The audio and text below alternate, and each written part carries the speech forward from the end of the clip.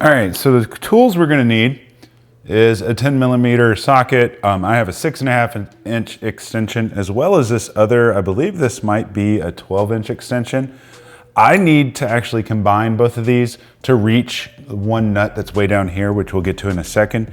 You need a flathead screwdriver, and we're gonna need a set of needle nose pliers. And you're also gonna need a small 7/32 ratchet, which I'll show you why here in a minute, because kind of might surprise you why we need this. So according to the instructions, it tells us to unclip the MAF airflow sensor first. Then it tells us to start taking these hoses off of here in the directions. So we just pull that back. We're gonna compress this one here. And then it tells me to do something with this, but the instructions aren't very clear. It looks like this clamp right here is the same as these, but there's no threaded portion here. So I'm not exactly sure how I'm supposed to remove this. We'll get to that one in a second. Now with a small flathead screwdriver, we're gonna pull this guy off right here. This is our seal. And right here, it's pretty easy. You can just pull it gently. Thankfully, these cars are new enough that this hasn't dry rotted yet. Once you get off of the airbox itself, I don't think there's anything else that we need to unclip. We might need to unclip these, but I'm just gonna leave these for now. But basically, there's these little orange clips and you pry them up with a flathead screwdriver. Now we're over here, we're gonna just push these little tabs to the side, and that's gonna release this whole harness system for the MAF sensor. We're just gonna set it to the side. So this is where the 7/32 bit is gonna come in handy. These things right here, they're threaded for Phillips head, but they strip super easily. I actually couldn't get them to turn with a Phillips head. So I'm gonna be using a 7/32 because it will fit around them and it will actually turn them.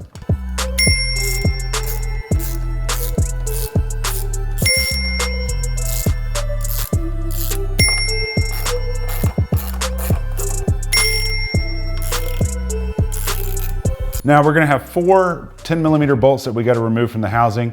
First 2 are on the front. There is one literally right here between the battery. It's silver, you'll be able to see it. And then right here between the ECU and the airbox, there's one way far down, which you're gonna need a really long extension to get to.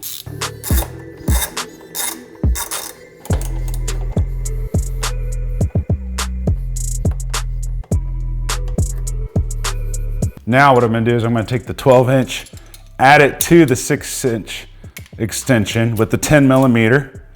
You're gonna reach way far down in here, like this, and you're just gonna start turning. Now with that one, you just gotta get it loose. You're not gonna be able to extract it right now, but don't worry, it comes out with the airbox and it won't fall off. Just like that. And now we should be able to just lift out our intake box. It is held in place with a nub going into a rubber grommet like this, and it's gonna pop out.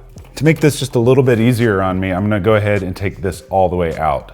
So you do gotta pull up with quite a bit of force. And there we have it. And like I was telling you, that nut stays retained in here. But we probably are gonna be reusing this on the new airbox. Now I'm gonna use a flathead to kind of get these hoses to slide off of this piece here. These are stuck on pretty good, so it takes a little bit of prying to get them off.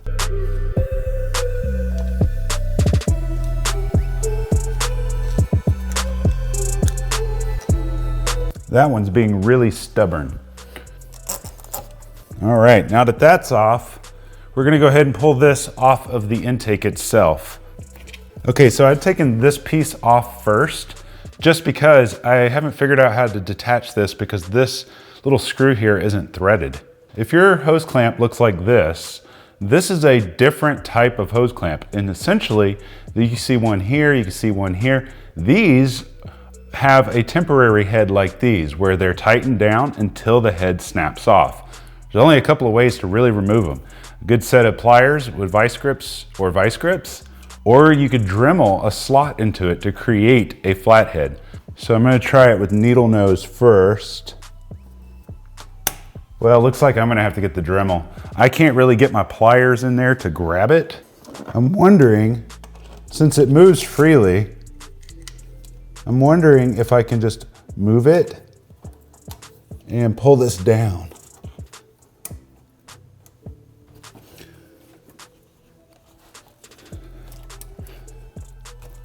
So,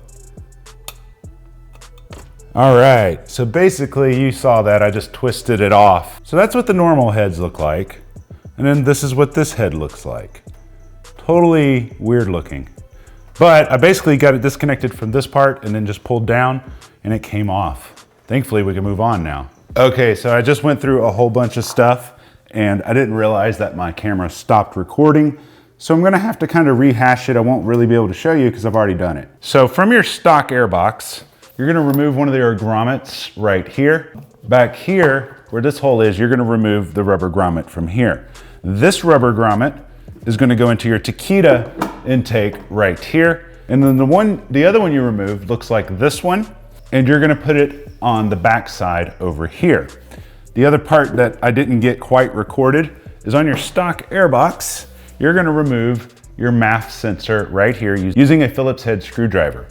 You're then gonna transfer it to this pipe. Now, something to keep in mind here is if you're holding this in your hands and this logo is on your right, this MAF sensor here, make sure you don't touch it, but it's gonna go down into here with the connector facing away from you if this part's on your right. Takeda provided 2 new Torx screws and a Torx nut so we can install this. I'm guessing we don't reuse the Phillips heads that we used when we were removing it. So we're gonna take the Torx driver that they provided us and the Torx screws.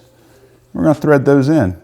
I actually like these Torx. This is a very beefy Torx screws right here. These will have a way less chance of stripping out than the Phillips heads. So on your stock intake tube, we're gonna have to remove this piece right here using a 10mm wrench, and it's 1 bolt on each side. This is called the purge jet, and we need to transfer it over to this tube.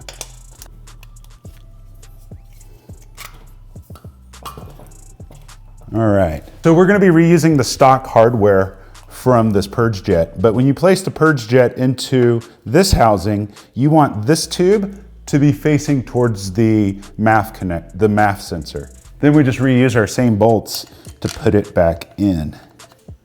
So being back over here, remember our wire harness that we set to the side? We need to take this plastic piece off of this wire because we're gonna be doing something different with it. You're gonna reach from this top side with your screwdriver and you're gonna push in and that'll pull the clips right on through. I was trying to go through the bottom and that just was not working. So once you kind of got this open, it's a little bit tedious, but what we're gonna do is now we gotta pull this wire out just like this.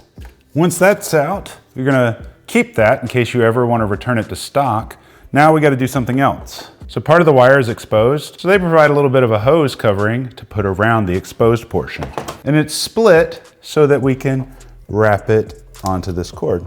There we go. Awesome. So now we can finally take our Takeda housing and place it down into here. Again, make sure you line it up, that grommet with that piece that it presses onto. Push down, and then we're gonna reinstall our bolts.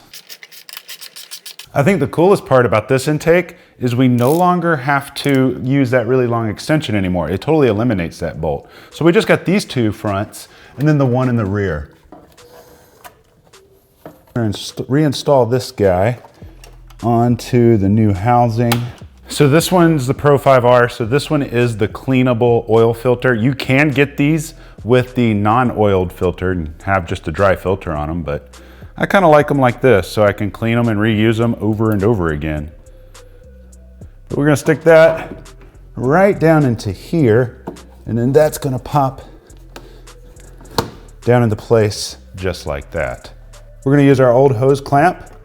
We're gonna put this into place, and then that nub that we had such a hard time with, that's actually just gonna go right onto here. I'm just gonna get this started. I'm not gonna clamp it down yet. Got that on. Now we can slide this guy onto here. It's gonna be a little snug fit, I'll tell you that.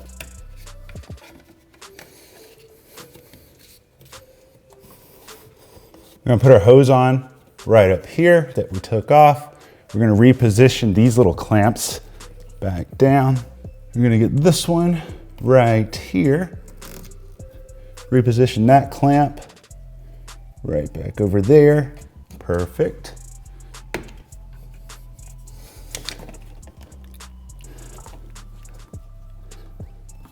All right, so basically I'd put this part on in reverse. The longer side goes towards the intake manifold. The shorter side goes towards this tube. Then all we gotta do is tighten this guy down right here. Now we can reconnect our mass airflow sensor. Basically you wanna feed this down right here and pull it from this side, okay? Actually, I'm gonna come right up over. I think that's the best way. I could be wrong, but I feel like there's too much friction between hoses down towards the bottom. And now we're gonna reconnect it like that. Now we just wanna double check that we have everything on correctly. A couple things I kinda notice is this moves quite a bit, but there is a nice little seal here. But let's start it up and see if we can even hear it. Then we'll take it for a drive and throw a tune on it, and you know, that'll all be in future videos with tunes, but let's see what it sounds like.